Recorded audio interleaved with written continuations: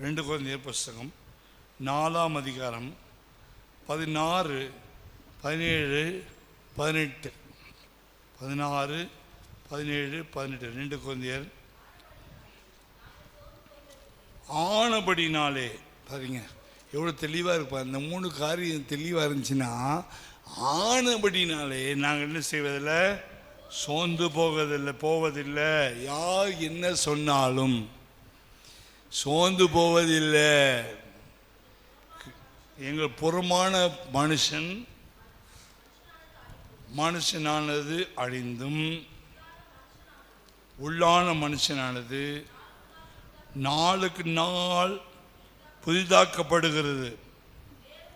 காணப்படுகிறவைகளை அல்ல, காணப்படாதவைகளை நோக்கி இருக்கிற நமக்கு அதிசீக்கிரம் நீங்கும் லேசான நம்முடைய உபத்திரமும் மிகவும் அதிகமான நித்திய கனமகிமை உண்டாக்குகிறது.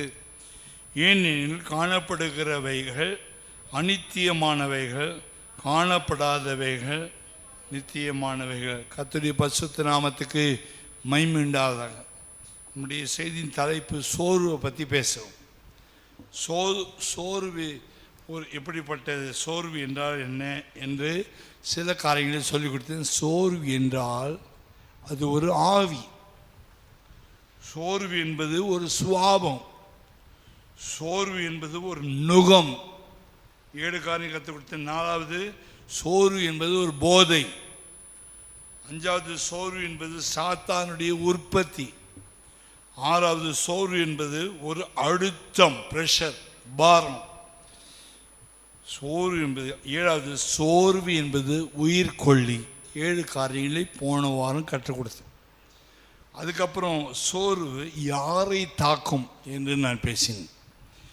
அதில் 5 குறிப்புகளை சொன்னேன். ராட்சதர்களை ஆவிக்குரிய ஜீவித்தில் வளரணும், வல்லமையாக மாறணும், இயேசு போல வாழணும், பயங்கரமாக ஜெபிக்கணும், பயங்கர போர் வீரனாக இருக்கணும், பயங்கர பரிசுத்தமான மாறணும், பயங்கர உபவாசம் இருக்கணும், பயங்கர வைராக்கியம் இருக்கணும், இயேசு வரும்போது எடுத்துக்கொள்ளப்படணும். இந்த வெறி பிடிச்சவங்களை மட்டும்தான் சோர்வு தாக்கும். சோம்பேறிகளை சோர்வு தாக்காது. படுத்து தூங்குறியா, தின்றியா, தூங்கு, எப்படி நரகம் போகிற அப்படின்னு விட்டுறோம். சோர்வு யாரை தாக்குனா, வல்லமையாக இருக்கணும், வைராக்கியமாக இருக்கணும், பரிசுத்தமாக இருக்கணும், வாஞ்சியோடு ஜெபிக்கணும், கர்த்தரை தேடணும், கூட்டங்களுக்கு வரணும், ஜெபத்தில் பங்கெடுக்கணும், பிரசங்கம் கேட்கணும், இன்னும் உண்மை அறியணும், இன்னும் கொஞ்சம் வளரணும், உண்மை கிட்ட சேரணும், கர்த்தர்கிட்ட போகணும் ஆசைப்படுறவங்கள அடித்து காலி பண்ணிடும் சோர்வு. யாரெல்லாம் அடிச்சுதுன்னா, பைபிளில் 5 பேரை நான் சொன்னேன். மோசே எண்ணப்பட்டவனை சோர்வு அடித்து வாங்கிடுச்சு. மோசே ஒரு பெரிய ஒரு போர் வீரன், பயங்கரமான தலைவன், 32 லட்சம் பேரை நடத்துகிறவன், சமுத்திரத்தை திறந்தவன், மண்ணாவை கொண்டு வந்தவன், கண்மணி தண்ணி கொண்டு வந்தவன். அவன் பார்க்காத ஆண்டவர் சமூகத்தில் 40 நாள் உபவாசம் எடுத்து 7 தடவை சீன மலைக்கு ஏறி இறங்கினவன். அப்படிப்பட்டவனுக்கு 7 தடவை மலை மேலே ஏறி சாமி தரிசனம் பார்த்தவனுக்கே சோறு சும்மா வைக்கவில்லைன்னு சொன்னேன். ஏன்னா வைராக்கியமாக இருக்கிறவங்கள சோறு விடாது. எலியா, 2வது எலியா சொன்னேன். எலியா யார்? நெருப்பை கொண்டு வந்தேன், பாகாத்துக்கு முன்னாடி கர்த்தரை தெய்வம் என்று சொல்ல வச்சவன். தெய்வன் அக்கினா பதில் கொடுத்தார். கர்த்தர் தெய்வமான கர்த்தர் பின்பற்றுங்க, பாகா தெய்வமான பாகாலை பின்பற்றி சேலஞ்சு பண்ணவேன். கர்த்தர் மானத்தில் அக்கினி கொண்டு வந்தார். அடுத்த அதிகாரத்தில் சோறு வந்துச்சு. எசபேல், இவன் தலை வெட்டிடுவேன். எசபேல் ஒரு பொல்லாத ஆவி, நல்ல ஊழியக்காரர்களை சோறுடைய செய்யும். எலியாவை சோறுடைய செய்கிற எசபேலுடைய ஆவி மோசமான ஆவி. சோறு வைக்கணும், ஜெபிக்க விடாது, ஊழியம் செய்ய விடாது, பிரசங்கம் பண்ண விடாது, பேய் ஓட்ட விடாது, கூட்டங்கள் நடத்தக்கூடாது. அதெல்லாம் பிசாசுடைய ஆவி. பிசாசுடைய ஆவி நமக்கு தெரிஞ்சுக்கணும். என்ன ஆவி நம்மளை சோறுடைய செய்து, நம்ம சோறுடைய செய்யக்கூடிய ஆவிகள் உண்டு. அதில் ஒன்று எசபேலுடைய ஆவி, முக்கியமான ஆவி. எலியாவையே சோறுடைய செய்யும். மற்றவனுடைய ஆவிக்கு ஜீவித்தை டவுன் பண்ணி விட்டுரும். வேடிக்கை பார்க்கும், சிரிக்கும். பார்த்தியா வேலை பண்ணிட்டேன் பார்த்தியா அப்படின்னு சிரிக்கும் எசபேல். அந்த ஸ்பிரிட், அந்த ஆவி. என்னை தான் சொன்னாலும் சொல்லாதீங்க, உங்களை யாரும் இங்கே சொல்லலை. நீ எசபேல் ஆவியை பற்றி பேசிகிட்டு இருக்கேன். முட்டாள்தனமாக மொட்டைத்தறிக்க முழங்காலுக்கு முடிச்சு போட்டு பார்க்காதீங்க. ரொம்ப தப்பான காரியம் சபையில் செய்யாதீங்க தயவுசெய்து. அன்றைக்கி ஒரு எசபேல் இருந்தால் எலியாவுடைய நாட்களில், அவள் எலியாவுடைய மனசு சோர்வுடைய செஞ்சிட்டான். அதனால் மனசு உடஞ்சி போய் போதும் ஆண்டவரே ஜீவனை எடுத்துக்கொள்ளுன்னு சொன்னான். அது ஒரு ஆவி. அன்னைக்கு மேலே செய்யும், இன்றைக்கி மேலே செய்யும், நாளைக்கு மேலே செய்யும், இயேசு வர வரைக்கும் மேலே செய்யும். அதில் ஒப்பு கொடுக்காதபடிக்கு நாம் உஷாராக்கணும். அந்த ஆவியோடு கை கோர்த்துக்கூடாது. கோர்த்துக்கிட்டா நம்மையும் சோர்வுடைய செய்யும், மற்றவங்களையும் அது சோர்வுடைய செய்யும். கர்த்தர் நம்மை தொடுவாராக. நீ ஆவி விஷயத்தில் வளருவாயானால், பேதுரு வளர்றவன். எங்கே இயேசு போனால் கூட போவான், படகுல கீழே இறங்குவானா இறங்கி வருவான். உடனே ஆண்டவர் என்ன சொன்னால், கீழ்ப்படிந்த ஆண்டவர் உம்மோடு சாவன் ரெடியாக இருக்கேன்னு சொல்லுவான். அவள் ஆண்டவருக்காக எதையும் செய்ய ரெடியாக இருப்பான். அப்படிப்பட்ட பேதுரு ஆண்டவர் சொல்ல, இன்னைக்கு ராத்திரி நீ மறுதளிப்பப்பா, உன்னுடைய விசுவாச சொல்லங்களை வச்சு சாத்தான் உன்னை படைப்பான், அப்போ நீ மறுதளிப்பேன்னு ஆண்டவர் சொல்கிறார். ஆனால் ராத்திரி வந்து சேவை கோவத்துக்கு முன்னாடி மறுதளிப்பு, அதெல்லாம் மறுதளிக்க, நான் யார், நான் கெட்டிக்காரன், நான் ஜெயிச்சிருவேன், நான் ஸ்ட்ராங்கான விசுவாசி. நீ காவலில் செத்து, இந்த காவலில் பண்ண ஜெயிலுக்கு நானும் வருவேன், சிலுவை செத்து நானும் சாவேன்னு சொன்னவேன். பிடிச்சிட்டாருன்னு சொன்னோடனே காதை வெட்டினான். அப்புறம் அங்கே போனான். அங்கே போய் நீ அவரோட தானே இருந்தேன்னு எனக்கு அவர் தெரியவே தெரியாது. சத்தியம் பண்ணுறான், இல்லவே இல்லை, இயேசு தெரியவே தெரியாது. பெரிய பேதுரு சபைக்கு முதல் பிரசங்கியா, அவனையே ஷேக் பண்ணான் பிசாசு. சோர்வின் ஆவி. வெறித்தனமாக கர்த்தருக்காக வாழ நினைக்கிறவங்கள ஜெபிக்காத, பைபிள் வாசிக்காத, கோயிலுக்கு போகாத, முட்டி போடாத, அவன் சரியில்லை இவன் சரியில்லை சொல்லி டம்மி பீஸாக்கி படுக்க வைக்கிற பொல்லாத ஆவி தான் சோர்வின் ஆவி. ஜெபிக்க முடியாது. ட்ரை பண்ணுறேன் பாஸ்டர், வீட்டில் ஜெபிக்கிறது என்ன முடியல பாஸ்டர், முடியாது. ட்ரை பண்ணுறேன் பிரதர், ட்ரை பண்ணுற ட்ரையெல்லாம் முடியாது. உன்னை படுக்க வச்சிச்சு, உன்னை அழுத்திச்சு. சில ராத்திரி பிசாசு தொண்டை மேலே நசுக்குது, அழுத்திட்டு போகுது, அது டைரக்டாக பேய் அடிக்குது. இது வந்து சோர்வின் ஆவி வந்து மண்டே அடிச்சிடும், மூளையை அடிச்சிடும். எதுக்கு ஜோம் பண்ணுற, செத்துருப்போ, எதுக்கு பைபிள் வாசிக்கிற, செத்துருப்போ, இப்படி தட்டி தட்டி தட்டி தட்டி மண்டையை தட்டி கத்தரை விட்டு விலகி தூரமாக கொண்டு போய், பத்தியா நான் ஏமாத்திட்டேன் பத்தியான்ட்டு அந்த வலு சிறப்பு சிரிக்கிற வரைக்கும் விடாது. அப்படி எத்தனையோ பேர் ஏமாத்திருக்கு பிசாசு. பவுலோட ஊழிய தேமா என்னப்பட்டவனை பிசாசு ஏமாத்தினான், யூதாஸ்காரியத்தை ஏமாத்தினான், பேதுருவையும் ஏமாத்தினான். தேவன் இறக்கப்பட்டு பொறுமையாக வந்து அவனை சந்தித்து அன்பாக இருக்கிறான் கேட்டதுனால பேதுரு தப்பிச்சான். தேவன் இயேசு மட்டும் பேதுருக்கிட்ட வராமல் இருந்தால் பேதுரும் யூதாஸ் செஞ்ச மாதிரி தான் செஞ்சுருக்கணும். ஏதோ நிற்பது நிர்மூலமாகாமல் இருப்பதும் கிருபைன்னு நினச்சிக்கணும். நாலாவது, இஸ்ரவேல் ஜனங்களே சோர்வு தாக்குச்சு. அதை குறித்து நான் போன வாரம் சொன்னேன். சோர்வு தாக்குச்சு. என்னாகமத்தில் 17ஆம் அதிகாரத்தில் இஸ்ரவேல் ஜனங்களே சோர்வு தாக்குச்சு. ஏன் தாக்குச்சுன்னா, மோசே தான் ஊழியம் செய்யணுமா, நாங்கள் ஊழியம் செய்யக்கூடாதா என்று மோசேக்கு விரோதமாக பாஸ்டருக்கு விரோதமாக எதிர்த்தாங்க. பாஸ்டருக்கு ஈக்குவலாக பார்த்தாங்க தங்களை. ஒரு விசுவாசிகள் பாஸ்டருக்கு விரோதமாக ஈக்குவலாக வந்தாங்க. அப்படி வந்ததான் பிரச்சனை. பாஸ்டர் என்பது தனியாக அழைக்கப்பட்டவர், விசுவாசி என்பது ரட்சிக்கப்பட்ட தேவனுடைய பிள்ளைகள். அப்போ பாஸ்டுக்கு ஈக்குவலாக வரக்கூடாது. விசுவாசிங்க ஈக்குவலாக பேசவும் கூடாது. ஈக்குவலாக பேசுகிற ரைட்ஸ் நம்ம கையில் எடுக்கக்கூடாது. இயேசு கிறிஸ்துவே அப்படி ஈக்குவலாக பேசலை. பிலிப்பியர் வாசிக்கும் போது, அவர் தேவனுடைய குமாரனாக இருந்தும் தேவனுக்கு சமமாக இருப்பதை கொள்ளையாடிய பொருளாக எண்ணாமல். எங்கே வாசிக்கிறோம்? பிலிப்பியரில் வாசிக்கிறோம். ஆண்டவராய் இயேசுவே, பிசாசெல்லாம் ஓட்டின இயேசுவே, பயங்கரமான அற்புத அடையாளங்கள் செய்த இயேசுவே தன்னை பிதாவுக்கு சமமாக நினைக்கல. பிலிப்பியர் 2ஆம் அதிகாரம் 6ஆம் வசனம்.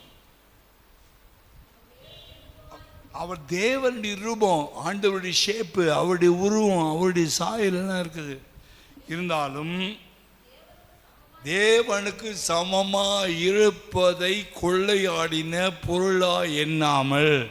பாருங்க, அவர் சொன்னால் ஒரு 7 லேகியோன் 49,000 தூதரில் அனுப்பி பிலாத்தை அடித்து காலி பண்ணிருக்கலாம். அவர் சொன்ன பிதா கேட்பார். லாசரு எழுப்புறதுக்கு முன்னாடி சொன்னார், ஒன்றை பிதா கேட்டார், லாசரு எழுப்பினார். அவர் சொன்ன கேட்பார். நான் நினச்சா இத்தனை பேர் விலங்கு போட்டுருக்கிறீங்களே, ஒரு லேகியம் அனுப்புன்னு சொன்னால் கத்தனை அனுப்புவார். ஒரு பேர் வந்தாங்கன்னா எல்லாம் கை விலங்கு விட்டு ஓடுவீங்கடா அப்போ அப்படின்னு சொன்னார். ஆனால் செய்ய மாட்டார். அவர் தேவனுக்கு சமமாக இருப்பதை கொள்ளையாடின பொருளாக எண்ணவில்லை. விசுவாசிகள் பாஸ்டுக்கு சமமாக நினைக்கக்கூடாது. என் மேலே இருக்கிற அபிஷேகம் வேறு, உங்கள் மேலே இருக்கிற அபிஷேகம் வேறு. எனக்கு அடக்காரனை பண்ணுறதுக்கு ஒரு அபிஷேகம் இருக்குது, உங்களுக்கு அடக்காரனை பண்ணுறதுக்கு அபிஷேகம் இல்லை.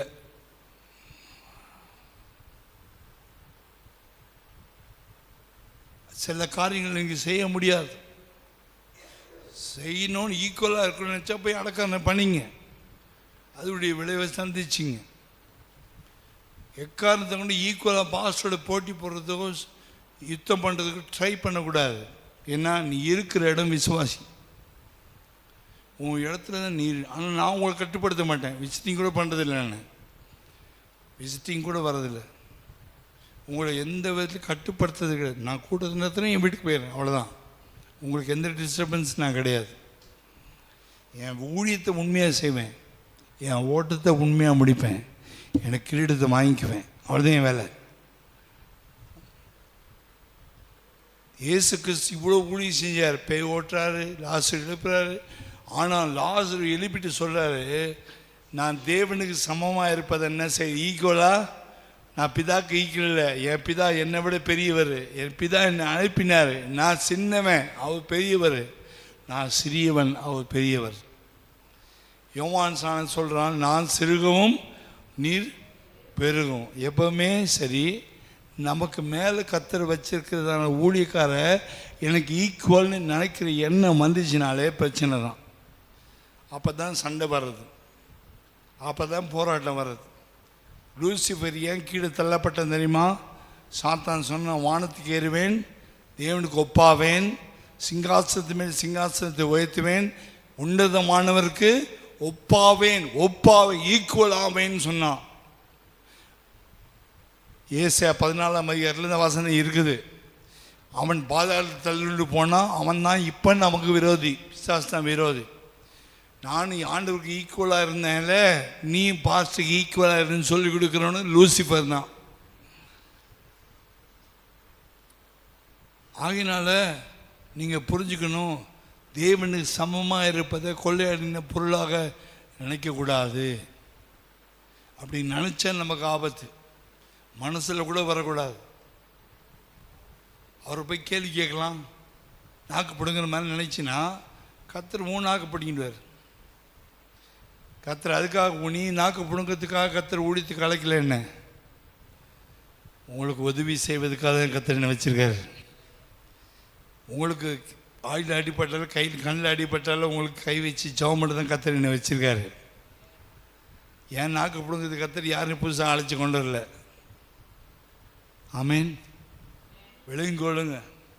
சோர்வின் ஆவி என்ன செய்யினா மற்றவங்க நாக்கு பிடுங்கிட்டே தான் இருக்கும்.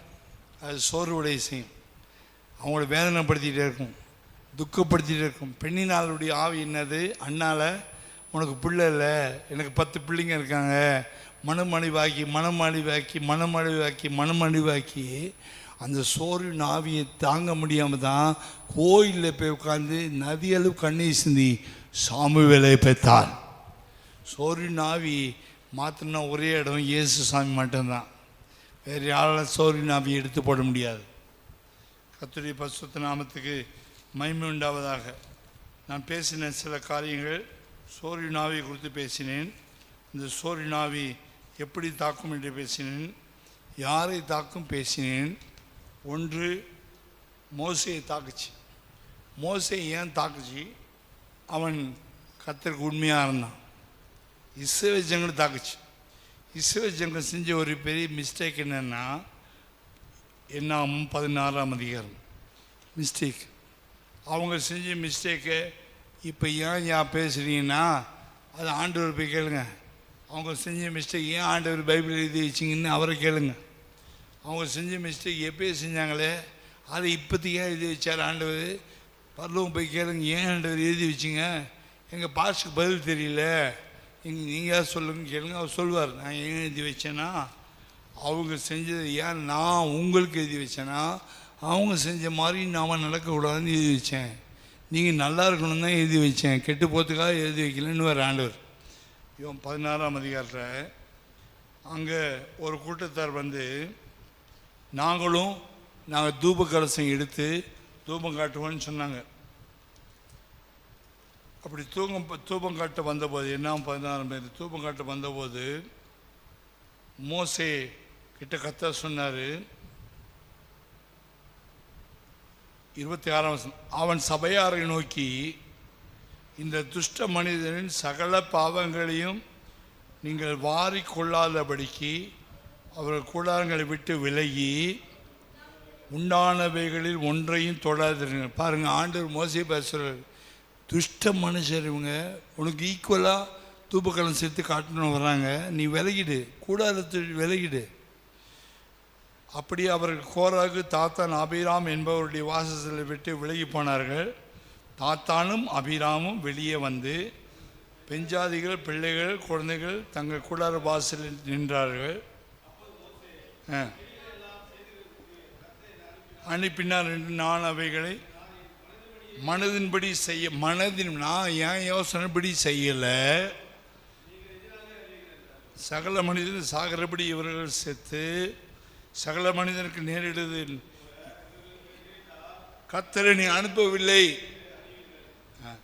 அப்போ கர்த்தர் புதிய காலத்தை நேரிட செய்தால்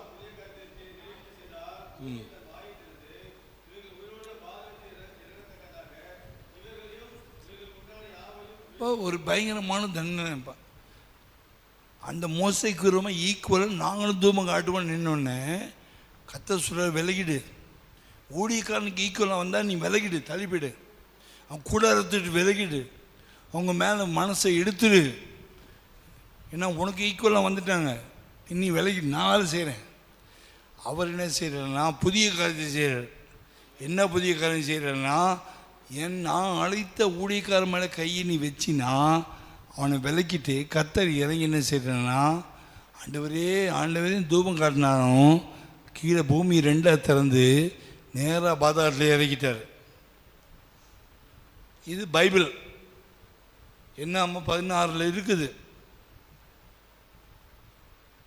அப்போ இறக்கிட்ட பிறகு என்ன பூமி 32 பூமி தன் வாயை திறந்து அவர்களையும் அவர்கள் வீடுகளையும்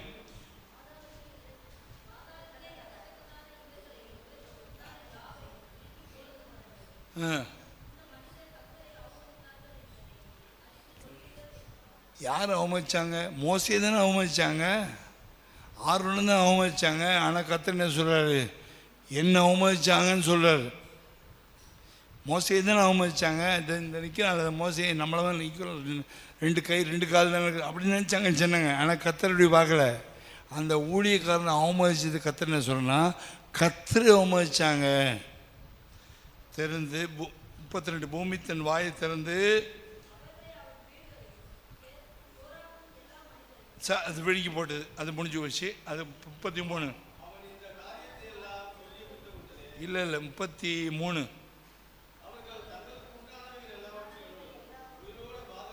பாருங்க.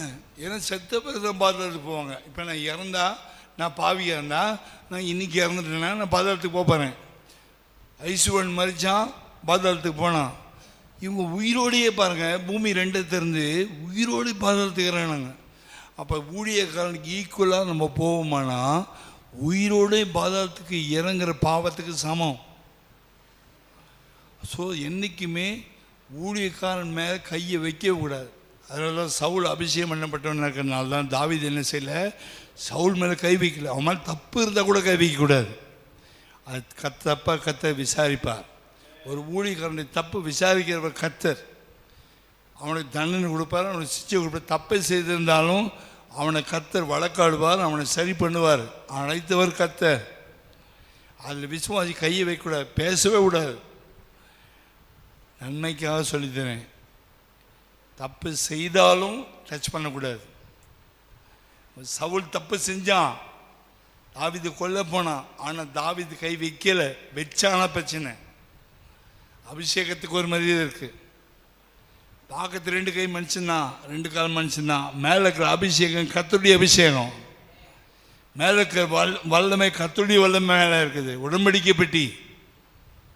அப்போ கீழே இறங்கும்போது அழிந்து போனார்கள். அவர்களை சுற்றி இருந்த இஸ்ரவேல் யாவரும் அவர்கள் கூக்குரலை கேட்டு கத்தி உள்ளே இறங்குறாங்க.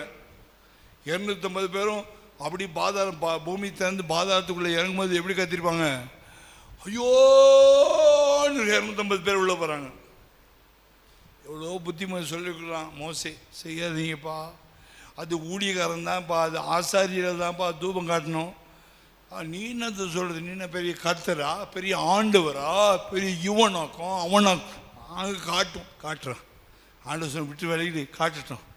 காட்டினாங்க பாருங்க தூபம். வேற ஐயோன்னு இறங்கினாங்க. நாளைக்கு ஐயோன்னு இறங்கிடக்கூடாது. நம்ம யாருக்கு விரோதமாக தூபம் காட்டக்கூடாது. அது பயங்கரமான ஒரு ஸ்பிரிட், அது பயங்கரமான ஒரு ஆவி.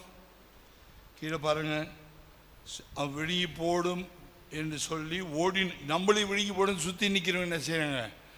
அவங்க ஓடுறாங்க, ஓடி போகிறாங்க பாருங்கள். இப்போ 34 வசனத்தில் ஐயோ அந்த கூக்குரல் பயங்கரமாக இருக்குது. பாதாளத்தில் கூக்குரல் பயங்கரமாக வருதுன்ட்டு ஐயோ நம்ம காலுக்குள்ளே கீழே பூமி ஓப்பன் ஆச்சுன்னா நம்மளும் போயிடுவோமோன்னு ஐயோ அதில் அடித்து ஓடுறாங்க.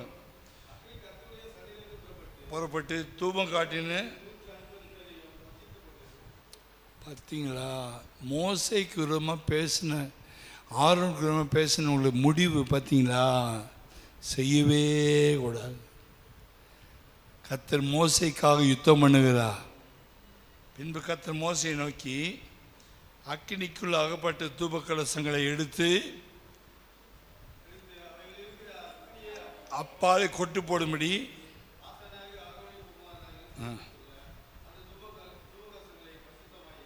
அப்பதான் பரிசுத்தமாச்சு.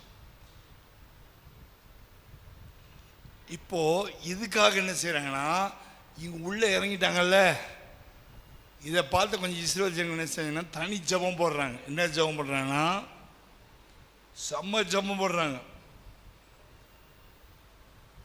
41 வசனம். என்ன ஜபம் போடுறாங்க தெரியுமா? இந்த பாஸ்டர் சாபம் போட்டதுனால தான் 250 பேர் உள்ளே போயிட்டாங்க. அதனால் நாங்கள் ஒரு கூட்டமாக கூடி இவங்க ஒரு குட்டி சபை மாதிரி ஆரம்பித்து செம்ம ஜபம். பைபிளில் அந்த மாதிரி ஜபம் யாரும் பண்ணியிருக்க மாட்டாங்க. செம்ம ஜபம் வாசிங்க. முறுமுறுத்து கொன்று போட்டீங்க. ஏங்க நீங்கள் நானும் பூமி திறக்க முடியுமா? மனுஷன் திறக்க முடியுமா? பூமி 2 திறக்கிறது கர்த்தர், ஒழுங்க போட்டது கர்த்தர் பண்ண வேலை. ஆனால் யார் மேலே கோபம் வருது ஜனங்களுக்கு? இவன் இந்த சாமியார் இருக்கிறான், இந்த திருட்டு சாமியார், இவன் பண்ண வேலை தான் இவ்வளோ ஜனங்களை கொண்டு போட்டிங்கன்னு சொல்லி அப்போ பாஸ்டர் மண்ணில் வராங்க. வாசி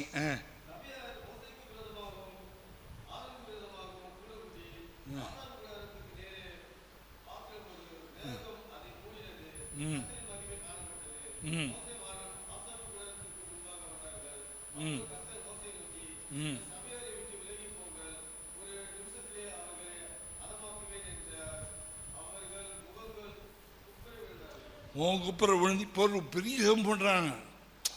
ஆண்டவர் மோசே விலகு சொன்ன பிறகு இந்த விசுவாசிக்கு ஸ்பெஷல் ஜபம் போடுறான். என்ன போடுறான் தெரியுமா? வாசிங்க. செத்தவர்களுக்கும் 48 வசனம்.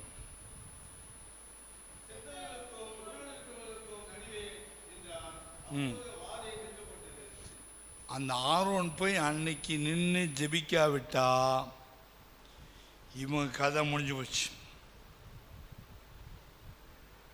ஆகினால்தான் அன்னைக்கு இஸ்ரவேல் ஜனங்க சோர்ந்து போயிட்டாங்க. ஏன் சோர்ந்து பண்ணாங்கன்னா, தேவனுடைய நியாய தீர்ப்பு வந்து பூமி 2 திறந்து நிறைய பேர் செத்து போனதுனால விசுவாசிகளுக்குள்ள கர்த்தர் அடித்த அடியில் எல்லாம் சோர்ந்து போயிட்டாங்க. ஸோ இஸ்ரவேலுக்கு சோறு வந்தது. ஒன்றுமில்லாதவர்களுக்கு சோறு உண்டாகும். 10 ரூபாய் இல்லை வீட்டில், அடுத்த வேலைக்கு சாப்பாடுக்கு எண்ணெய் கூட வாங்க முடியல, பால் வாங்க மனசு சோறு. ஒன்றுமில்லாத டைமில் சோறு வரக்கூடாது. பவுல் சீலாமல் ஜெயிலில் போட்டாங்க, ஒன்றும் கிடையாது, சாப்பாடு கிடையாது, தண்ணி கிடையாது. ஒன்றுமில்லாதவர்களை சோறு. அடுத்த நாளைக்கு செத்துருவோம், நைட்டு தலைக்கு தொங்குகிறோம், நாளைக்கு செத்துருவோன்னு எண்ணம் தான் பவுலுக்கு சீலாக்கு வந்திருக்கணும். ஆனால் சோர்வை ஜெயிக்கிறதுக்கு ஒரு கிருபை இருந்துச்சு. அவங்க இப்போ கைத்தட்டாவிட்டா, இப்போ பாடாவிட்டா நாளைக்கு சாவு. இப்போ கைத்தட்டினா, இப்போ பாடினா, இப்போ அந்நிய பாஷை பேசினா, இந்த சோர்வை ஜெயிச்சிட்டோன்னா காலையில் கர்த்தர் நிற்க வைப்பார்.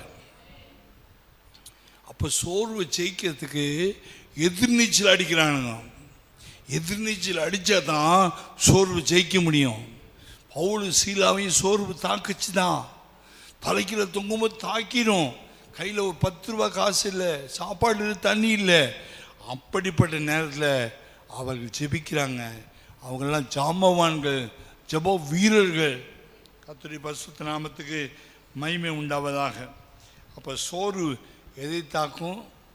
போன வாரம் ஜெபத்தை தாக்கும். முதலாவது சோர்வு ஜெபத்தை தாக்கும். புரோஜனமற்ற காரியங்களை செய்ய போனால் சோர்வு தாக்காது. புரோஜனம் இல்லாத வேஸ்டான காரியம் செய்ய போனால் சோர்வு என்ன செய்யாது? தாக்காது. யாருக்கு 4 பேருக்கு 4 ரூபாய்க்கு புரோஜனம் இல்லாத வேலை செய்ய சோர்வு வராது. 10 டீ கொளுத்தி டீ போட்டு பாருங்கள், டயர்ட் ஆகாது.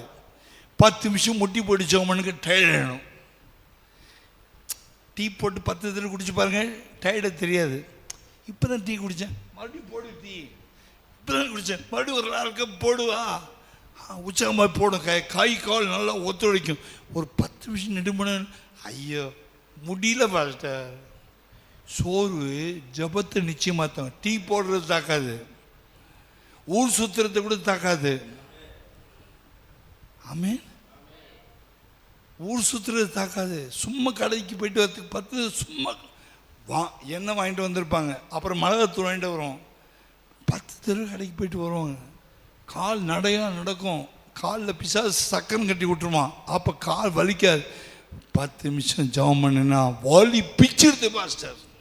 ஏன்னா சோர்வு புரோஜனமற்ற காரியங்களை செய்தீங்கன்னா தாக்காது, ஜெபிக்கிறவனை தாக்கும். ஆமீன். தேவனுடைய ராஜ்யத்துக்கு ஒரு 10 ரூபா லாபம் இல்லாத 10 ரூபா லாபம் இல்லாத காரியத்தை செஞ்சு பாருங்கள், சோர்வை தாக்காது. விடு விடாக ஏறி போய் 4 பேருக்கு நோட்டீஸ் வைக்க சொன்னால், இப்படி கல்யாண நோட்டீஸ் வைக்க சொன்னால் அழகாக 100 வீடுக்கு ஒரு நாளைக்கு கல்யாண நோட்டீஸ் வச்சுட்டு வந்துடுவாங்க. காது வலிக்கே கையை வலிக்காது. சுடு தண்ணி போட்டு மதியானம் குளிச்சுட்டு சாயந்தரம் மறுபடியும் நோட்டீஸ் வைப்பாங்க. மறுபடியும் நைட்டு வந்து மறுபடியும் சுடு தண்ணி போட்டு குளிப்பாங்க. அப்போ சோறு வராது, டயர்டு வராது. 4 பேர்கிட்ட சுவிசேஷம் சொல்லுன்னா ஐயோ அது முடியல பாஸ்டர். ஏன்னா ராஜ்யத்துக்கு பிரயோஜனமானது செய்யாத வரைக்கும் பிசாசு ஒன்றும் செய்ய மாட்டார். ராஜ்யத்தை பாதிக்கக்கூடிய காரியங்களை செய்வீங்களானா ஒரு சோர்வு தாக்கம். அதுக்கப்புறம் சொன்னேன், ஒரு அநீதி நியாயாதிபதி பற்றி உங்களோட பேசினேன். அவள் இடைவிடாமல் போராடி கடைசியில் நியாயம் கிடைச்சது. லூக்கா 18ஆம் அதிகாரத்தில் சொன்ன, நாமும் போராடினா தான் ஜெயிக்க முடியும். பவுல் சொல், நல்ல போராட்டத்தை போராடினேன், ஓட்டத்தை முடித்தேன், விசுவாசத்தை காத்து கொண்டேன். ஏன் சோர்வு தாக்குது? கையில் இருக்க விசுவாச கேலண்டர் என்ன செய்யணும்? கீழே படம் நழுவி பாலில் விழுந்த மாதிரி கையில் இருக்க விசுவாசம் நழுவி பாதாளத்தில் விழணும். அதனால தான் விசுவாசத்தை என்ன செய்வான்? புடைச்சிக்கிட்டே இருப்பான், நம்முடைய விசுவாசத்தை ஷேக் பண்ணிட்டே இருப்பான்.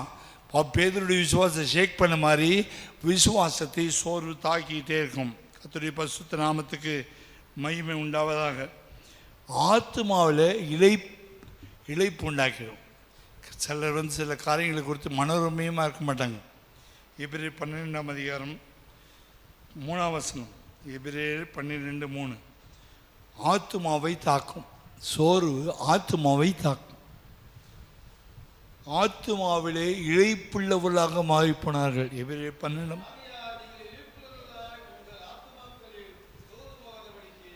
ஆத்துமாவிலே சோர்வு, மனதில் சோர்வு வந்துச்சு, அது ஜபம் குறைஞ்சி போச்சு. ஆத்துமாவில் சோர்வு. என்ன சோர்வு? ஆண்டவர் தேடணும், என்ன கிடச்சிது, எவ்வளோ ஜெபம் பண்ணணும், என்ன செஞ்சிட்டாரு, என்ன பண்ணுறாரு, இவ்வளோ முட்டி போட்டோமே.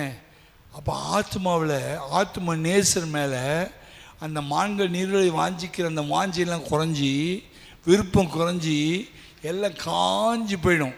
ஆத்மாவில் இழைப்பு, சோர்வு. எபிரேயர் 12ஆம் அதிகாரம் 1ஆம் வசனம் வாசிக்கும்போது, ஆகையால் மேகம் போன்ற இத்தனை திரளான சாட்சிகள் நம்மை சூழ்ந்திருக்க, பாரமான யாவற்றையும் நம்மை சுற்றி நிற்கிற பாவத்தையும் தள்ளிவிட்டு விசுவாசத்தை துவக்கிற முடிக்கிறோமா இயேசுவை நோக்கி இயேசுவை பார்க்கணும். இயேசுவை பார்க்காவிட்டா ஆத்மாவில் சோர்வு வந்துடும். உண்மையாக இயேசு பார்த்துட்டே இருந்தேன்னா ஆத்மாவில் சோர்வு வராது. பல காரியம் நம்ம சோர்வுடைய செய்யும். அப்போ சாட்சி இருக்குது. எபிரேயர் 11ஆம் அதிகாரம் என்ன இருக்குது? சாட்சி இருக்குது. ஆபேல் மரித்து இன்னும் பேசுகிறான், சாட்சி இருக்குது. ஆபிரகாம் நம்பிக்கைக்கு ஏது இல்லாத டைமில் கூட அவன் கர்த்தரை விசுவாசித்தான். சாராள் கற்பம் செத்து போன போது கூட கர்த்தரை விசுவாசித்தான். ஆமீன். சிம்சோன், பாராக்கு, நிறைய காரியங்கள் எபிரேயர் 11ஆம் அதிகாரத்தில் விசுவாச வீரர்கள் பட்டியல் இருக்குது. அந்த பட்டியலில் போட்டு தான் சொல்கிறாரு 12ஆம் அதிகாரத்தில். ஆகையால் இந்த 11ஆம் அதிகாரத்தில் சொன்ன இத்தனை ஆபிரகாம், ஈசாக்கு, யாக்கோபு, யோசேப்பு, சிம்சோன், பாராக்கு, இத்தனை சாட்சியை வச்சு சொல்கிறேன். கோர்ட்டில் ஜட்ஜி பேசுகிற மாதிரி கர்த்தர் பேசுகிற இத்தனை சாட்சி வச்சுருக்கனே, இவங்களெல்லாம் நடத்தி வந்தனே, நீயும் கர்த்தராகிய இயேசு கிறிஸ்து விசுவாச தவக்கிற முடிக்கிற மாதிரி இயேசு நோக்கி பார்த்தீங்கன்னா உன் ஆத்துமாவில் என்ன வராது? இழைப்பு வராது, சோர்வு வராது. அப்போ எப்போ நமக்கு சோர்வு தாக்குதுன்னா, ஆண்டவராக இயேசு கிறிஸ்து உறுதியை பார்க்கணும்னு ஆசைப்படுறவங்கள சோர்வு தாக்கத்துக்கு முயற்சி பண்ணும். அது தாக்கும்போது இன்னும் அதிகமாக பார்த்தா மேகம் போன்ற சாட்சிகளை சுற்றி தானியேல் வந்து பேசுவான், மோசே வந்து பேசுவான், அப்புறம் வந்து பேசுவான். நான் ஜெபிக்க ஆரம்பிக்கிறேன், ஆனால் ஆத்துமாடி கர்த்தர் ஜெபித்து கேட்பாரான்னு டவுட்டு கூட வந்துச்சு. ஆனால் ஜெபிக்கிறேன், சோர்வோடு ஜெபிக்கிறேன். உடனே எபிரேயர் 11ஆம் அதிகாரத்தை வாசித்து பார்த்தீங்கன்னா அங்கே மோசே வருவான், சிம்சோன் வருவான், ஆபிரகாம் வருவான், ஈசாக்கு வருவான், எல்லாம் வந்து பேசுவான். நான் ஒரு சாட்சிடா, கர்த்தர் என்னோடு இருந்தா சாட்சி. சிம்சோன் சொல்லுவான், கர்த்தர் எனக்கு சாட்சி. ஆமீன். ஒவ்வொருத்தரும் வந்துடுவாங்க. அங்கே ஒரு லிஸ்டே போட்டிருப்பாங்க, அவ்வளவும் மேகமாக இருந்து நிற்பாங்க. இவ்வளோ சாட்சி இருக்குதே, ஏன்டா விசுவாசப்படுற, ஏன்டா சோர்ந்து போகிற? உன் விசுவாச துவக்கிறவர் இருக்காரு, முடிக்கிறவர் இருக்காரு, இக்கரையிலிருந்து அக்கறை கொண்டு போகிறவர் இருக்காரு, உன் ரட்சிப்பை ஆரம்பித்தவர் இருக்காரு, முற்றுமுடி ரட்சிக்க வல்லமையுள்ளவர் இருக்காரு. ஆகினாலும் ஆத்மாவில் சோர்ந்து போகாத, முன்னேறி போ. மலைகளை தாண்டு, குண்டுகளை தாண்டு, பள்ளங்களை தாண்டு. பிரியமானவனே, ஆத்மா வாடுவது போல எல்லாவற்றிலும் வாழ்ந்து சுகமாயிரு என்று கர்த்தர் அங்கே ஆத்மாவை பார்த்து பேசுகிறார். அல்லேலூயா. முதலாவது அந்த சோர்வு ஜபத்தை தாக்கும், ரெண்டாவது ஆத்மாவை தாக்கும், மூணாவது சோர்வு கண்களை தாக்கும், கண்ணை தாக்கும். ஆதியாகமம் 27ஆம் அதிகாரம் 1ஆம் வசனம். ஆதியாகமம் 27:1. சீக்கிரமாசி 27:1.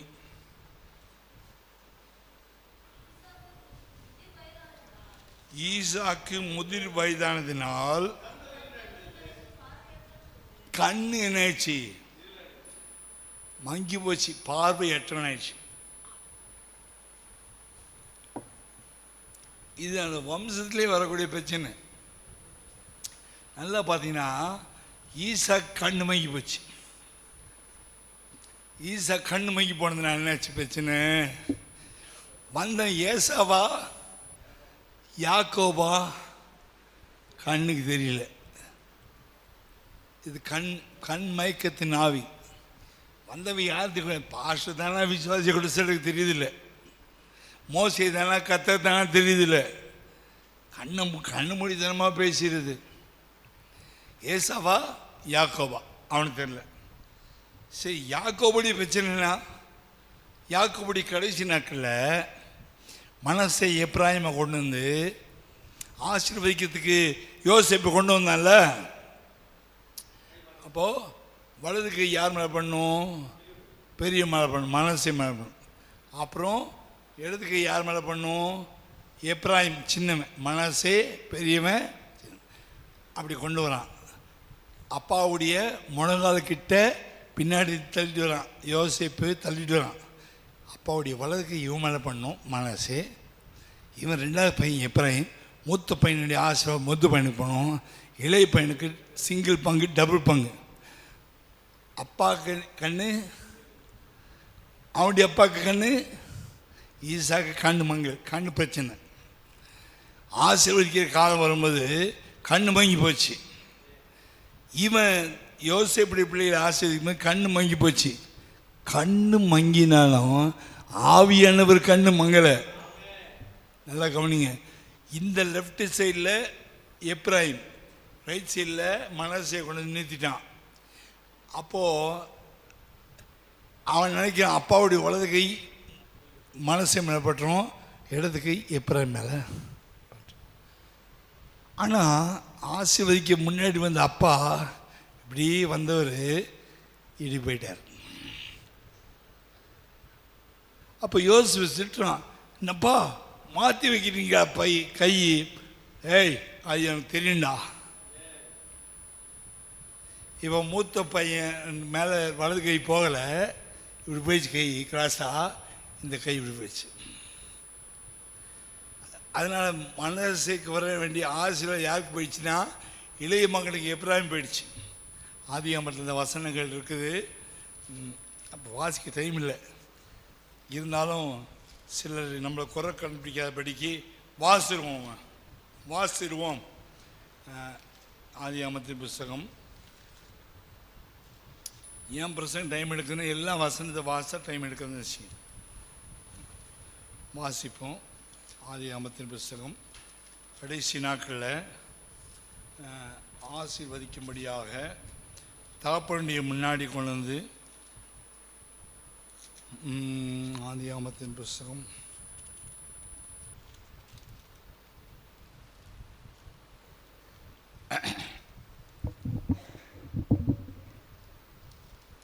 யோசேப்பு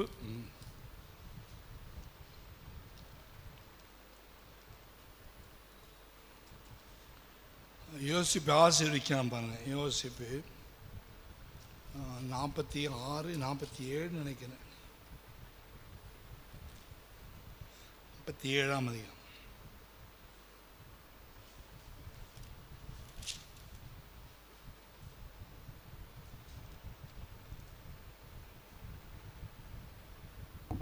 நாற்பத்தி 8ஆம் அதிகாரம் 8ஆம் வசனம். இஸ்ரவேல் யோசிப்பின் குமாரரை பார்த்து, இவர்கள் யார் என்று கேட்டான். யோசிப்பின் தகப்பனை நோக்கி, இவர்கள் இவ்விடத்தில் தேவன் எனக்கு அருளின குமாரன் என்றான். அப்பொழுது அவன், நான் அவர்களை ஆசீர்வதிக்கும்படி அவர்களை என் கிட்ட கொண்டு வா.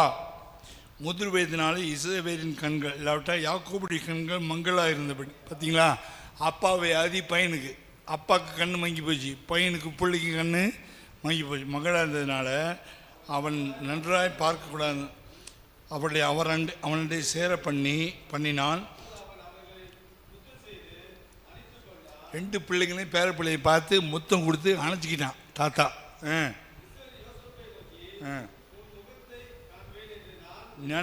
நினைக்கவில்லை, நீ செத்து போயிட்ட குழியில் போட்டாங்க, ட்ரெஸ் கொண்டு வந்து கொடுத்தாங்க, ரத்தத்தை நினச்சி கொடுத்தாங்க, நீ காலின்னு தான் நினச்சேன். ஆனால் உனக்கு உயிரோடு பார்ப்பேன்னு நினச்சி கூட பார்க்கல.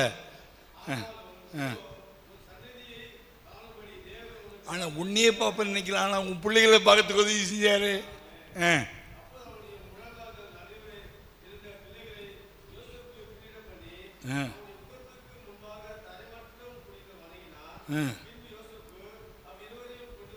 கொண்டு வந்து எப்ராயிம் தன் வலது கையினால கொண்டு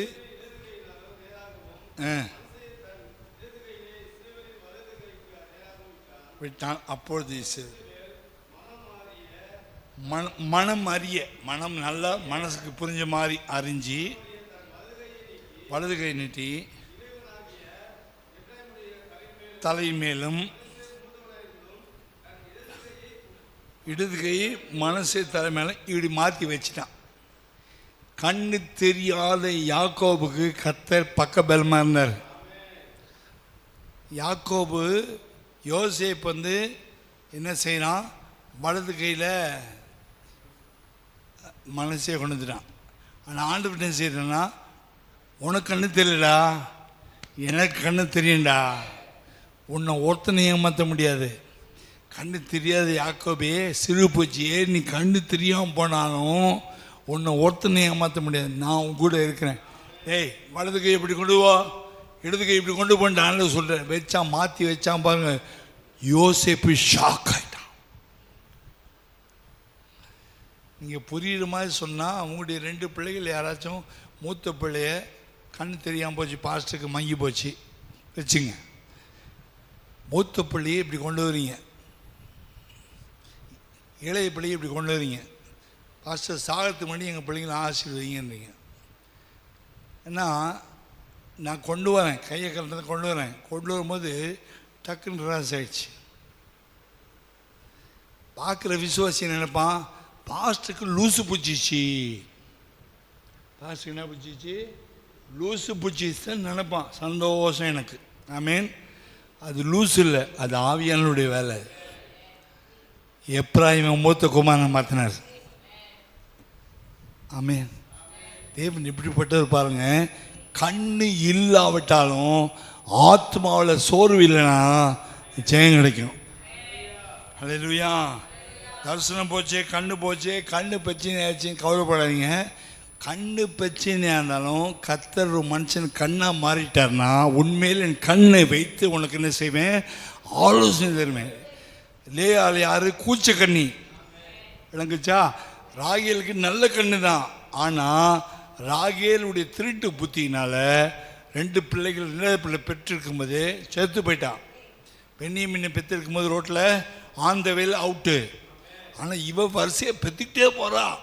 அதில் வேறு ஏசாமி பிறந்து வந்த யூதா கோத்திரத்தையும் பெற்று இன்னும் இன்னும் அதிகமாக பிறக்க போது, இன்னும் துதிப்பேன் போட்டான். வெறுக்கப்பட்டவள் யாரு, லேயா. கூச்சக்கண்ணி கத்த தொட்டார். நம்ம யாரை லூசு நினைக்கிறோமோ அவங்கள ஆசீர்வச்சிருவார். யார் வேண்டாம் நினைக்கிறோமோ கத்துறவங்களை ஆசீர்வச்சிருவார்.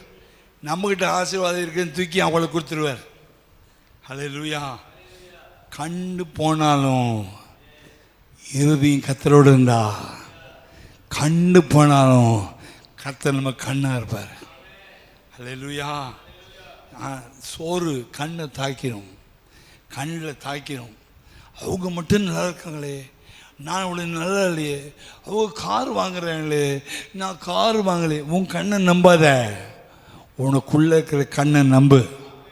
உன் கண்ணு உன்னை ஏமாற்றும், உன் கண்ணு உனக்கு சோர்வு உண்டாக்கும்.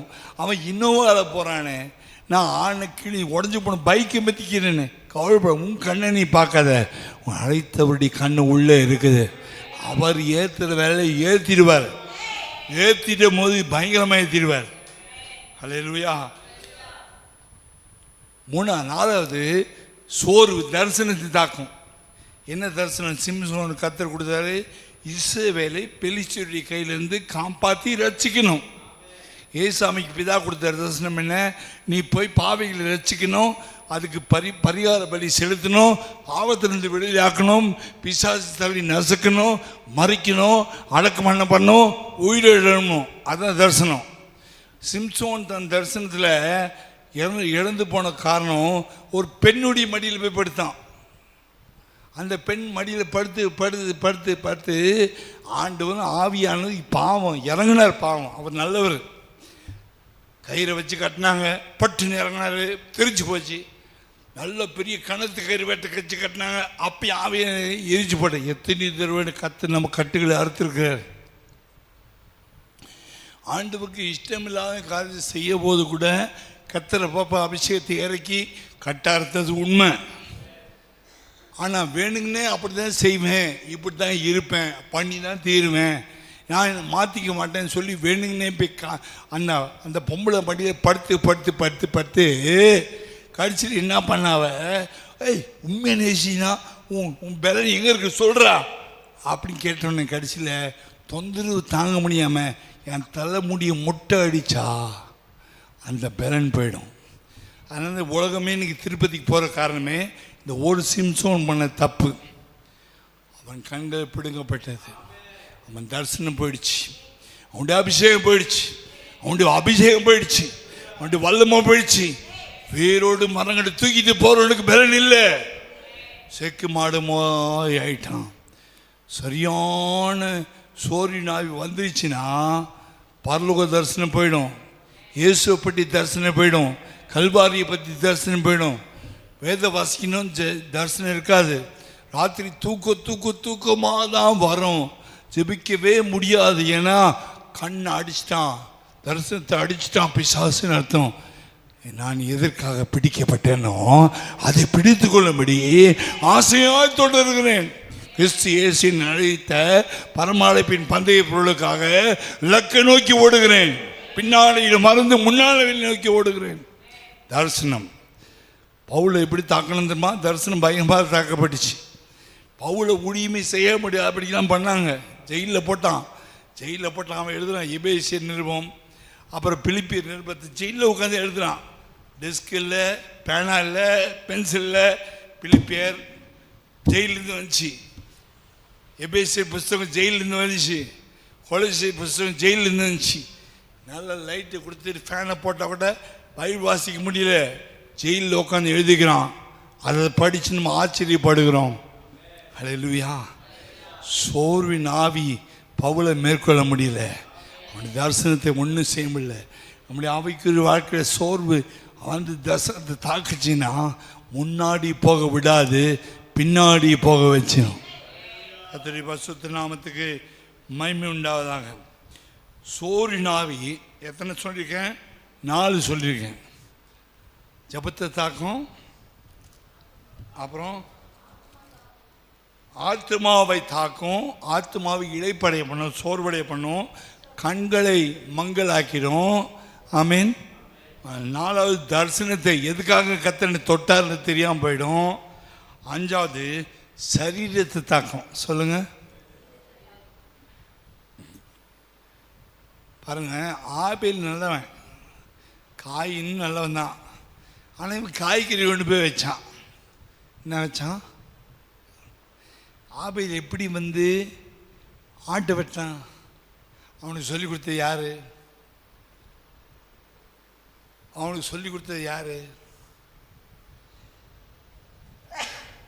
யார் சொல்லிக் கொடுத்தது? அப்படியா? ஆபேலுக்கு அப்பா அம்மா யாரு? அவங்க எங்கே இருந்தாங்க முதல்ல? ஏதேன் தோட்டத்தில். அங்கே வந்து பிசாசு சத்தம் கேட்டு தப்பு செஞ்சாங்க இல்லையா? கர்த்தனை செய்கிறாரு, வெளியே அனுப்புகிறாரு. நிர்வாணமாக அமிச்சாரா, ட்ரெஸ் போட்டு அமிச்சாரா? எப்படி ட்ரெஸ் போட்டார்? பாலிஸ்டரா, டெரிகாட்னா, காட்டனா, கோல்டா, சில்வரா, எப்படி போட்டார்? தோல் வரல என்ன செய்யணும்? ஒரு மிருகத்தை அடிக்கணும், ஒரு ஆட்டை அடிக்கணும். அடித்தா என்ன ஊற்றும்? ரத்தம் ஊற்றும். ரத்தம் ஊற்றாமல் தோலை பிச்சு எடுக்க முடியாது. ரத்தம் ஊற்றும். ரத்தம் ஊற்றினா தான் அந்த தோல் எடுக்க முடியும். அந்த தோல் எடுத்தால் தான் இவங்களுக்கு ட்ரெஸ் வரும். அந்த ரத்தம் ஊற்றப்பட்டுச்சு. இவன் செஞ்ச பாவத்தை தோட்டத்திலே மன்னிச்சுட்டு இனி போய் பாவம் செய்யாத, போத்திட்டு போய் ஒழுங்கா வாயை முடிட்டு ஒழுங்கா வாழ்கிறான்ட்டுனா போத்திட்டார். ஆமாவா இல்லையா? வெளியே வந்துட்டாங்க. 2 பிள்ளைங்களை பெற்றாங்க. பிள்ளைங்க என்ன பண்ணியிருப்பாங்க, அப்பாக்கிட்ட நீ மட்டும் நல்லா காஸ்ட்லியாக லெதர்லேயே சூப்பரான சால்ட்டு போட்டிருக்க, அம்மாக்காரி போட்டிருக்க கோட் சுட்டு பார்த்தா அமெரிக்கா லேடி மாதிரி இருக்குது, என்ன நாங்கள் 2 பேரும் ஜட்டி இல்லாமல் சுற்றுறோம். கேட்டிருப்பாங்களா? கேட்டிருக்க மாட்டாங்களா? கொஞ்சம் அப்படி உள்ளே போங்க, வசனில் கேட்டிருப்பாங்களா? அப்போ என்ன சொல்லியிருப்பார் அப்பா, டேய் உங்களை மாத்தால நாங்கள் ஜட்டி இல்லாமல் நடந்தோம், பாவம் செஞ்ச பிறகு பிசாஸ் ஜட்டி இல்லாமல் ஆக்கிட்டான், நானும் அம்மாவும் 2 பேரும் இப்படி தான் இருந்தோம். அந்த ஆண்டவர், பரிசுத்தமான ஆண்டவர் என் மேலே இறக்கம் வச்சு ஆதாமே எங்கே இருக்கான்னு தேடி வந்து, வாடா மகனே, ஏண்டா இப்படியா படித்தவொன்னே மகிமையாக படித்தேனடா, முட்டாத்தனம் பண்ணிட்டடா, வாடா சொல்லி அத்தியரெல்லாம் பிச்சு போட்டு, வா நானேயும் ட்ரெஸ்ஸு மாட்டி நான் தான் துணி செய்ய போகிறேன், நான் தான் டெய்லரு, நான் தான் ட்ரெஸ் போட்டு உன்னை அழகு பார்க்க போகிறேன்ட்டு ஒரு மிருகத்தை வெட்டினாரா, ரத்தம் ஊற்றுச்சா, பார்த்தோமா அந்த ஆடு துடிச்சது பார்த்தோமா, அது எடுத்து நல்லா போட்டு அழகா சூப்பரான கோட்டு போட்டு வச்சாரா. ஆனால் எங்களுக்கு, என் பிள்ளைகளுங்க இவங்களுக்கு அப்படி வெட்டிக்கிட்டி கோட்டு செய்யறதுக்கு தெரியல. சொல்லியிருப்பாங்களா? சொல்லியிருக்க மாட்டாங்களா? ரொம்ப கஷ்டம் இல்லை, சொல்லியிருப்பாங்களா?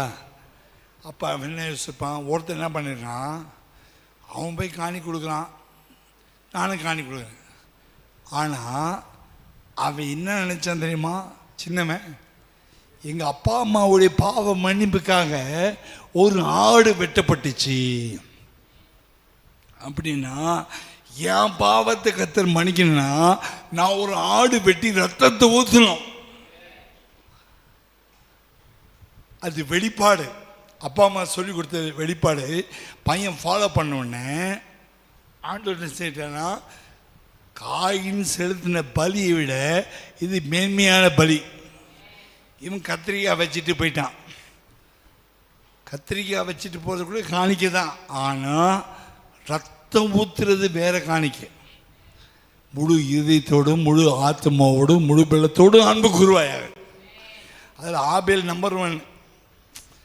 வந்து சும்மா ஒரு கடமைக்காக வந்துட்டு போவாங்க, அதுவும் அன்பு தான். அதாவது 20%, 30%, 40%, 40-60, 60-40 இப்படிலாம் போட்டுங்க. 100% யார் அன்புனா ஆபேல். வெட்டி கொடுக்குறான். இந்த ஆட்டை எப்படி வெட்டி கொடுக்குறனோ என் ஆவியத்தை சேர்த்து வெட்டி வைக்கிறான் ஆண்டவரே ஜீவனுள்ள பலியாக. அதனால் ஆபேலுடைய காணிக்கை வெளியேறப்பட்ட காணிக்கை. கர்த்தர் என்ன பண்ணிட்டார் அவனுக்கு, அவன் நல்ல காணிக்கை செலுத்தினான். அவன் காணிக்கை கர்த்தர் ஏற்றுக்கிட்டாரு. அவனை ஆசீர்வதிக்கிறான்னு தெரிஞ்சவொடனே காயின்கிட்ட வந்துச்சு, பொறாமல் வந்துச்சு. வந்து என்ன பண்ணான், ஒரே வெட்டா வெட்டினான். ஏன் வெட்டினா, அவன் காணிக்கை ஏற்றுக்கிட்டாரு, ஏன் காணிக்கை ஏற்றுக்கிற. மனசில் என்ன வந்துச்சு, சோர்வு. சோர்வு நல்லவனை கொலை பண்ணும். சோர்வு கொலை பண்ணும். சோர்வு சரீரத்தை தாக்கும். ஆமீன். சோர்வு சரீரத்தை தாக்கும். சேவான் நல்ல பசங்க பண்ணிட்டு இருந்தான், நல்ல கர்த்தருடைய வார்த்தையை கொடுத்துருந்தான். கொஞ்ச நேரம் கழிச்சு கர்த்தராகி இயேசு கிறிஸ்து சிலுவையில் அரைஞ்சிங்கன்னு சொன்னான். பிதா அவரை எழுப்பினா சொன்ன உடனே நரன் பல்ல கடிச்சு கல்லடிச்சு கொண்டாங்க. சோர்வு சரீரத்தை தாக்கும். உண்மையான வார்த்தையில் சொல்லும்போது சரீரத்தை அந்த ஊழியக்காரன் சாகணும், இல்லை ஆபேல் சாகணும். ஆபேல் செத்தான் பழைய ஏற்பாட்டு காலத்தில், முதல் ரத்தம் சாட்சி. புதிய ஏற்பாட்டில் முதல் ரத்தம் சாட்சி யார்? ஸ்தேவான். ஏன் தாக்குச்சு? இவன் முகம் பிரகாசமாக இருக்குது, தேவதூதனை போல இருக்கிறான், அடிச்சு கொலை பண்ணிட்டேன். தூதன் அது, தேவன் அது, என்ன பண்ணுவோம் பார்ப்போம், அடிச்சு கொலை பண்ணாங்க. உண்மையாக இருக்கிறவங்கள சரீரத்தை தாக்கும், சோர்வு தாக்கும். ஆமீன். என்னென்ன தாக்கும்? ஜபத்தை தாக்கும், ஆத்மாவை தாக்கும், கண்ணை தாக்கும், தரிசனத்தை தாக்கும், சரீரத்தை தாக்கும். ஆமீன். இனி பவுல் சீலா பற்றி பேசணும்னா அதில் 6 காரியம் இருக்குது. பவுலுக்கு வந்த சோர்வு, பவுலுக்கு மட்டும் வந்த, சீலா சேர்க்கல, பவுலுக்கு மட்டும் வந்த சோர்வு 7 பிரச்சனைகள். அந்த 7 பிரச்சனையில் ஒரு சிலதை மட்டும் சொல்கிறேன். முதலாவது பிரச்சனை நெருக்கம், கவலை நெருக்கம். மனுஷனுக்கு கவலை நெருக்கம் மனசில் வந்துச்சுன்னா, மைண்டில் வந்துச்சுன்னா அது சோர்வாக்கணும். வீட்டில் போய் வாசித்து கொள்ளுங்க. 2 கொரிந்தியர் 11ஆம் அதிகாரம் 22ஆம் வசனத்தில் பவுலுடைய நெருக்கம் என்னதுன்னா, நாள்தோறும் சபைகளை பற்றி கவலை நாள்தோறும் என்னை நெருக்குகிறது என்று பவுல் அங்கே 2 கொரிந்தியர் 11:28 வாசிக்க டைம் இல்லாதனால வசனம் சொல்லிட்டு போனேன். இது முதல் பிரச்சனை பவுலுக்கு, சபையை பற்றி கவலை. 2வது பிரச்சனை பவுலுக்கு 2 கொரிந்தியர் 11ஆம் அதிகாரம் 23 இருந்து 27, 23 to 27 எழுதி கொள்ளுங்க. 2 கொரிந்தியர் 11ஆம் அதிகாரம் 23 27. வெளியே சோர்வு வாசி. அதில் 18 வகையான பிரச்சனை இருக்குது. வாசிங்க 23 27.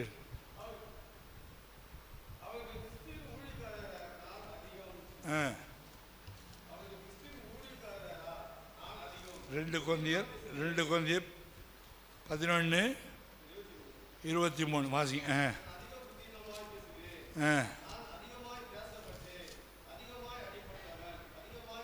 இருங்க வாசிக்க சொல்கிறேன். எத்தனை பிரச்சனை பாருங்கள். வாசிக்க கணக்கு போடுவோம். 2 கொரிந்தியர் 11:23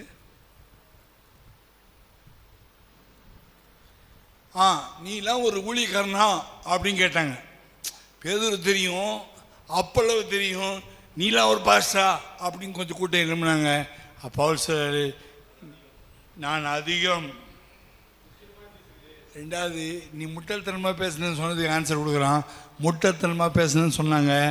ஆமாம், நான் புத்தியமாக பேசுனேன்னு சொல்கிறான். அப்புறம் நான் அதிகமாக பிரயாசப்பட்டவன், அதிகமாக அடிப்பட்டவன், அதிகமாய் காவலில் வைக்கப்பட்டவன், அநேக தினம் மரண அவதியில் அகப்பட்டவன், யூதர்கள் 1 அடியாக 50 தினம் அடிக்கப்பட்டேன், 3 தினம் மிரால்களால் அடிக்கப்பட்டேன், 1 தினம் கல்லெறியுண்டேன், 3 தினம் கப்பல் சேர்த்திருந்தேன், கடலில் ஒரு ராப்பகல் முழுவதும் போக்கினேன், அநேக தினம் பிரயாணம் பண்ணினேன், ஆறுகளால் வந்த மோசங்கள், கள்ளர்களால் வந்த மோசங்கள், என் சுய ஜனங்களால் வந்த மோசங்கள், அந்நிய ஜனங்களால் வந்த மோசங்கள், பட்டணங்களில் உண்டான மோசங்கள், அனாதத்தில் உண்டான மோசங்கள், சமுத்திரத்தில் உண்டான மோசங்கள், கள்ள சகோதரத்தில் உண்டான மோசங்கள், பிரயாசத்திலும் வருத்தத்திலும், அநேக முறை கண்விழிப்புகளிலும், பசியிலும் தாகத்திலும், அநேகத்தில் உபவாசங்களிலும், குடியிலும்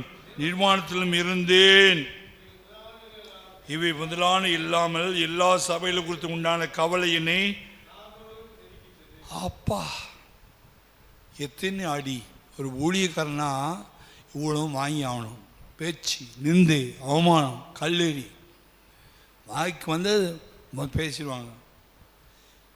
அப்போஸ்தலனாகிய பவுலுக்கு 18 காரியங்கள் இருக்கு பாருங்க. 23-27 வாசிக்கும்போது 18 பிரச்சனைகள். அதுக்கப்புறம் 3வது 2 கொரிந்தியர் 12ஆம் அதிகாரம் 7ஆம் வசனம்.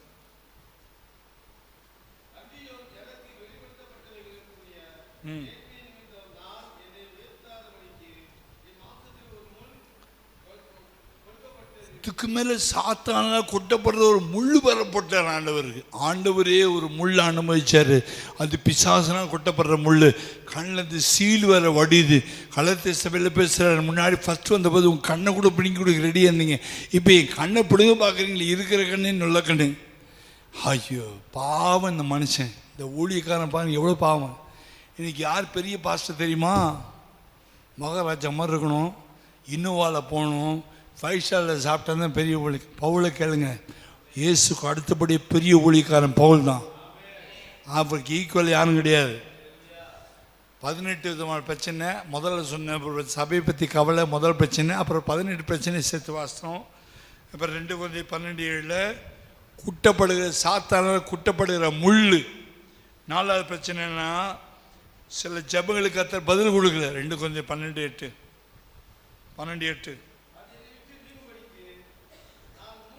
3 தடவை ஜெபம் பண்ணேன். 3 தடவை ஜெபம் பண்ணேன். ஆனால் 3 தடவை ஜெபம் கிடையாது. 3 தடவை இன்னைக்கு நீங்கள் காலையில் ஒரு டைமு, சாயங்காலம் ஒரு டைமு, நைட்டு ஒரு அப்படி இல்லை, 21 நாள் முதல்ல ஜோமனை உபவாசம் எடுத்து கண் சரியானுட்டு. அப்புறம் 6 மாதம் கழிச்சு தண்ணி குடிக்காமல் வச்சு முழுங்காமல் இன்னொரு 2ஆவது தரம் 21 நாள் உபவாசம் எடுத்தார். அப்பயும் சோமாங்கலை. 3ஆவது தரம் இன்னொரு 6 மாதம் கழிச்சு மறுபடியும் 21 நாள் உபவாச ஜெபம் பண்ணி கண் சரியாகல. கேட்கப்படாத ஜெபம். தேவன் கேட்கவில்லை, ஜெபத்துக்கு பதில் கொடுக்கவில்லை. அதுக்கு பதில் என்ன ஆன்சர் கொடுத்தாருன்னா, என் கிருபை உனக்கு போதுன்ட்டாரு. ஒரு ஊழியக்காரனுக்கு எவ்வளோ கஷ்டன்றதை பவுலுடைய வாழ்க்கையை பார்த்தீங்கன்னா புரிஞ்சு கொள்ளலாம். சுமக்க முடியாத பாரம். 5வது சுமக்க முடியாத பாரம். 2 கொரிந்தியர் 1ஆம் அதிகாரம் 8ஆம் வசனம். 2 கொரிந்தியர் 1ஆம் அதிகாரம் 8ஆம் வசனம். சோறு எப்படின்னு இருக்காங்க பாருங்க. 2 கொரிந்தியர் 1ஆம் அதிகாரம் 8ஆம் வசனம்.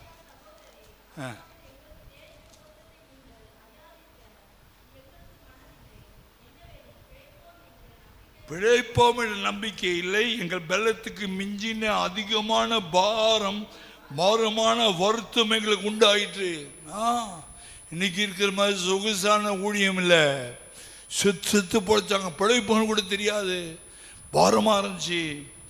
எங்கள் மேல் நம்பிக்கை ஏறாமல், 9ஆம் வசனம், நாங்கள் எங்கள் மேல் நம்பிக்கை ஏறாமல் மருத்துவரை எழுப்புகிற தேவன் மேல் நம்பிக்கையாக இருக்கத்தக்கதாக மரணம் வரும் என்று நாங்கள் நிச்சயித்திருந்த கட்டாயம் சாவுதான் வரும்னு நினச்சோம். போட்டில் கப்பலில் செத்துருன்னு நினச்சோம். அப்படிப்பட்ட மரணத்திலிருந்தும் அந்த ஊழியக்காரனை, அந்த யாக்கோபன் சிறுபூச்சியை போல ஊழியக்காரனை தப்பு வைத்தார். இப்பொழுது தப்பு வைக்கிறார், இன்னும் தப்பு வைப்பார் என்று அவரை நம்பி இருக்கிறோம். சோர்வை மாற்றக்கூடிய வசனம். அவர் தப்பு வைத்தார், தப்பு வைக்கிறார், இன்னும் தப்பு வைப்பார். பாஸ்ட், பிரசன்ட், ஃபியூச்சர், நேற்றும் இன்றும் என்று மாறாத இயேசு. அல்லேலூயா. சுமக்க முடியாத பாரத்தில் வந்திருக்கீங்களா? நேற்று இயேசுதான், இன்னைக்கு அந்த இயேசுதான், நாளைக்கு அந்த இயேசுதான். தப்பு வைத்தாரு, தப்பு வைக்கிறாரு, இன்னும் தப்பு வைப்பார். இதுதான் சத்தியம். இது புதுசா இல்லைல்ல, பழசிய பேசாம இருக்கா? புதுசா தெரியலையா? இன்னும் மாற்றி பேசணுமா? ஆவியான சொல்றதை காதுள்ளவன் கேட்கடவன். 6வது காரியம், சிலர் பிரயாசப்படுவாங்க, கஷ்டப்படுவாங்க, ஆனால் பிரயாசம் எல்லாம் வேஸ்ட்டாக போயிடும். ஆள் எந்த சாயங்காலத்துக்கு எல்லாம் பாடுபட்டு ஜபம் பண்ணி கடைசியில் ஜபம் முடிகிற டைம் பார்த்து புஷ்ன்னு காற்றை பிடிங்கி விட்டுருவாங்க, பஞ்சர் போட்டு விட்டுருவாங்க. வண்டியில் காற்று வச்சு பெட்ரோல்லாம் போட்டு ஓட்டிகிட்டே போய் 24 மைல் 28 மைல் ரீச் ஆகாமல் 24வது மைலில் எவனா ஒரு குறும்புக்காரன் பையன் புஷ்ஷுக்குன்னு அந்த டயருக்குள்ளே ஊசி வச்சு குத்திட்டு போயிட்டே இருப்பான். ஆட பாம்பு, 4 கிலோமீட்டர் தள்ளி அந்த வீட்டில் ஜவிக்கலாம் போனோமே, புஷ்ஷு குத்திட்டானே. நல்லா ஓடி செஞ்சுருப்போம், நல்லா ஓடி செஞ்சுட்டே இருப்போம். ஜெபம் பண்ணுறோம் பாஸ், ஜெபம் பண்ணுங்கப்பா, எப்பானு ஜெபம் பண்ணுங்க, சர்ச் திறந்து கொடுக்குறேன், லைட்டை போடுறேன், ஃபேனை போடுறேன், கரண்ட் பில் நான் காட்டிக்கிறேன், ஜெபம். புஷ்ஷுக்குன்னு ஒரு தீர்க்கதரிசனத்தை போட்டு உள்ளே போட்டான், ஊசி போட்டான், பஞ்சர்.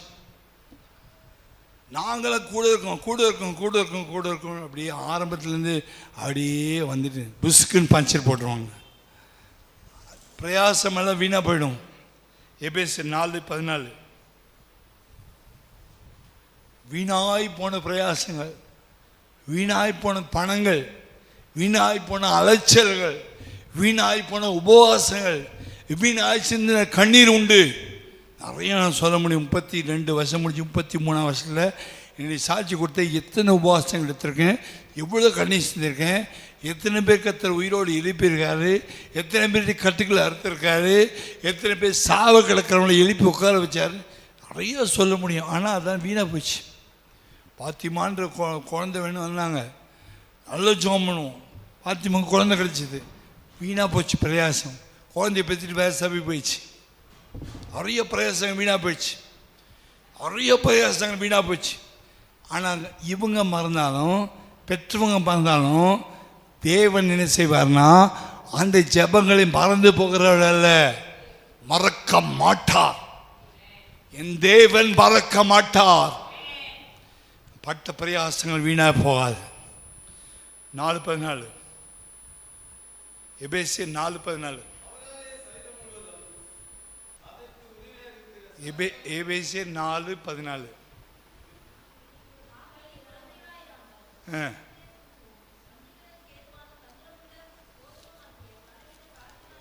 தந்திரமான போதங்களால் பலவிதமான காட்டுகளால் அலக்களிக்கப்படாதபடிக்கு இராமல் அன்புடன் சத்தியத்தை கைக்கொண்டு தலையாகிய கிறிஸ்துவுக்குள்ளே எல்லாவற்றிலும் நான் வளரணும். எல்லா பிரச்சனையும் வந்தாலும் என்ன காற்று அடித்தாலும் அசையக்கூடாது. இயேசு தலையாக இருக்காரு. சரீரம் போய் எங்கே ஓட்டணும்னா தலையோட ஓட்டணும். புரியும். ட்ரெயின் நிற்க வச்சுருக்காங்க, ஒரு இடத்துல ட்ரெயின் நிற்க வச்சுருக்காங்க. இன்ஜின் ஒரு இடத்துல இருக்குது. இந்த கம்பார்ட்மெண்ட்டை கொண்டு போய் அந்த ட்ரெயினில் இணைக்கணுன்னா அதுக்கு பின்னாடி இன்னொரு வண்டி சின்ன இன்ஜினை வச்சு என்ன செய்வாங்க, தள்ளிக்கிட்டே வருவாங்க. தள்ளிட்டு வந்து எக்மோர் ஸ்டேஷன் நிற்கிற அந்த இன்ஜினோட என்ன செய்வாங்க, ஒட்ட வைப்பாங்க. இன்ஜின் தான் தலை, கம்பார்ட்மெண்ட்டு நாம் எல்லோரும் கம்பார்ட்மெண்ட்டு. அப்போது என்ன பண்ணாலும் இன்ஜினோடு ஓட்டிகிட்டே இருந்தால் பிரச்சனை கிடையாது. தலையை விட்டு நம்ம கட் ஆகிட்டோன்னா தாறுமாறாக வண்டி ஓடும். ஆமீன். என்ன பிரச்சனை வந்தாலும், காற்று அடித்தாலும், அலக்களிப்பு வந்தாலும், வஞ்சிக்கிற காற்று வந்தாலும் அலக்களிக்கப்படாமல் தலையாகிய இயேசு உடனே கூட நாங்கள் வளர்கிறோன்னு பவுல் சொல்கிறார். ஆமீன். இயேசு கிறிஸ்துவை விட்டு பிரிக்கக்கூடிய எல்லா பிரச்சனையும் வந்துச்சு. ஆண்டவரே இனிமேல் வேணாம், இந்த ஊழியமே வேணாம், சபையே வேணாம், கர்த்தருடைய ஊழியம் செய்ய மாட்டேன்னு அந்த அளவுக்கு பவுலுக்கு வந்துச்சு. அவர் சொல்கிறாரு, என்ன தான் பிரச்சனை வந்தாலும் அன்புன்னு சத்தியத்தை கைக்கொண்டு தலையாகிய கிறிஸ்துவுடனே இன்ஜினோடு நாங்கள் சேர்ந்துருப்போம். இன்ஜின் விட்டு விலகுனா தாறுமாறாக போயிடுவோம். ஆமீன். எபேசியர் 4:14 ஆகினால் அவர் கிறிஸ்து அன்பை விட்டு அவர் பிரிக்க பிரியவில்லை. கர்த்தருடைய பரிசுத்த நாமத்துக்கு மகிமை உண்டாகுக. 2 Corinthians 4:16 ஆனபடியால் நாங்கள் என்ன செய்வதில்லை, சோர்ந்து போவதில்லை. 4:16